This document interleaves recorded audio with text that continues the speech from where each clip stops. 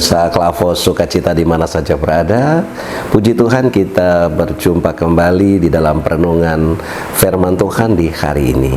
Sebelum kita membaca dan merenungkan bagian firman Tuhan ini, mari kita berdoa minta tuntunan terang Roh Kudus. Mari berdoa. Ya Tuhan Allah Bapa di surga, di dalam nama Tuhan Yesus Kristus yang adalah Tuhan dan Juru Selamat kami yang hidup, saat ini kami hendak membaca dan merenungkan kebenaran firman-Mu. Biarlah Roh Kudus menguasai hati dan kehidupan kami, sehingga baik pemirsa Klavos Sukacita yang mendengarkan firman-Mu lewat channel ini, tetapi juga hamba yang melayani, kami semua dimampukan untuk memahami akan kebenaran firman-Mu. Terima kasih ya Allah Bapa di surga, berbicaralah kepada kami anak-anak-Mu telah siap untuk mendengarkannya. Amin. Baik pemirsa Klavos Sukacita di mana saja berada, perenungan firman Tuhan di hari ini terangkat dari Kitab Kudus Perjanjian Baru, Injil Markus pasal 14 ayat 17 hingga 18 bagian A. Injil Markus pasal 14 ayat 17 hingga 18 bagian A. Demikian firman Tuhan. Setelah hari malam, datanglah Yesus bersama dengan ke-12 murid itu. Ketika mereka duduk di situ dan sedang makan. Pemirsa Klavos Sukacita di mana saja berada, ya kalau kita melihat jamuan makan bersama biasa dilakukan apabila kita membangun relasi dengan seseorang, atau memang kita dengan orang yang kita undang untuk jamuan makan itu ada hubungan yang baik. Bahkan makan bersama ini bertujuan untuk mempererat tali persaudaraan, kekeluargaan antara satu dengan yang lain. Nah, demikian hal Yesus dan murid-murid hendak makan bersama.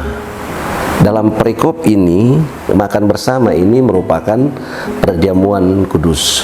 Nah, perjamuan kudus ini bukan sekedar kita membangun hubungan dengan sesama, tetapi bagaimana hubungan yang kuat dengan Tuhan.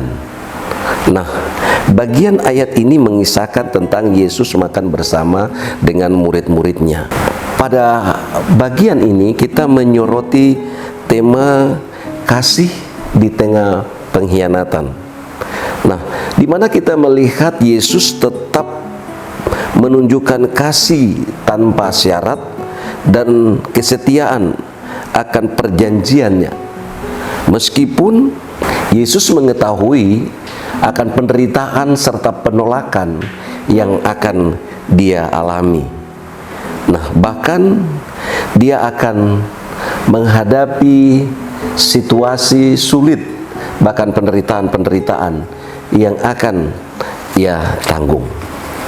Nah, pemirsa Klavos Sukacita di mana saja berada, dari bagian ini ada 4 hal penting yang hendak kita maknai.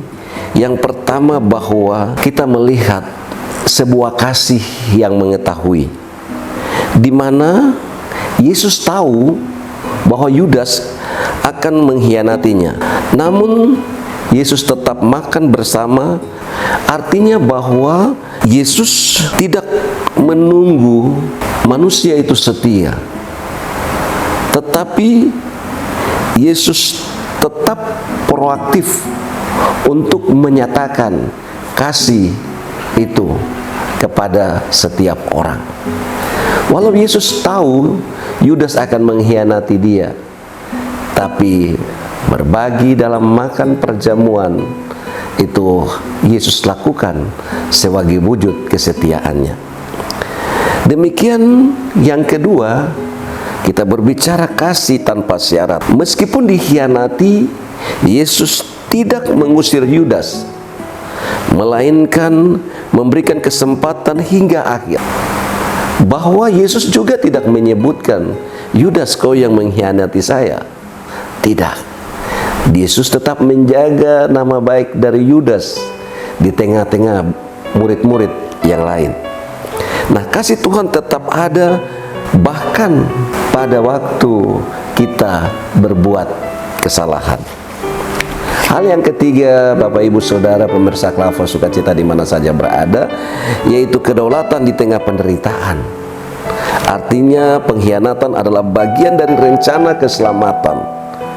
Kasih Yesus mengatasi pengkhianatan itu sendiri, sehingga Yesus mengubah peristiwa kelam itu di balik pengkhianatan itu menjadi kemenangan di dalam kasih karunia, dalam karya penyelamatan bagi Bapak Ibu Saudara dan saya. Nah, hal yang terakhir dari bagian ini kita belajar panggilan untuk mengasihi musuh. Yesus memperhatikan ajarannya untuk mengasihi musuh. Ini bisa kita lihat dalam Injil Matius pasal 5 ayat 44. Dengan tetap mengasihi Yudas yang menjadi teladan tertinggi di dalam pengampunan. Nah, Bapak Ibu Saudara pemirsa Klavos Sukacita di mana saja berada, kisah ini mengajak kita untuk mengandalkan kasih Yesus yang tak berkesudahan. Bahkan di saat kita merasa dikhianati atau kita merasa gagal, bahwa kasih itu penting, harus kita maknai di tengah tekanan, di tengah pengkhianatan.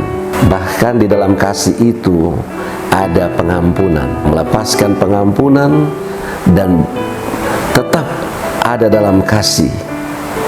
Maka di balik semua itu, keselamatan akan menjadi bagian kehidupan kita. Nah, Bapak Ibu Saudara, pengkhianatan memang terjadi di sekitar kita, tetapi dari kisah ini kita belajar untuk tetap mengasihi. Mengasihi membuat kita tenang, mengampuni membuat kita kuat. Nah, sebab kalau kita tidak mengasihi ataupun kita tidak mengampuni, maka kita akan terjerumus untuk membalas pengkhianatan dengan pengkhianatan, membalas tidak memberi kasih, kita lebih terkurung pada dendam dan lain sebagainya yang membuat hidup kita tidak tenang. Untuk itu belajar dari kasih Kristus. Maka Bapak Ibu Saudara dan saya, kita dimampukan untuk melihat segala yang baik yang dipersiapkan Allah bagi kita. Selamat untuk ada dalam minggu sengsara ini, di mana kita disiapkan untuk menyambut Paskah Kristus. Tuhan memberkati. Mari kita berdoa. Bapa di surga, kami mengucap syukur untuk kebenaran firman-Mu di hari ini, menuntut kami untuk hidup di dalam kasih sebagaimana Engkau mengasihi kami tanpa syarat. Roh Kudus memampukan kami untuk memberlakukan firman-Mu di dalam hidup kami, kini dan selamanya. Amin. Shalom. Tuhan Yesus memberkati kita sekalian.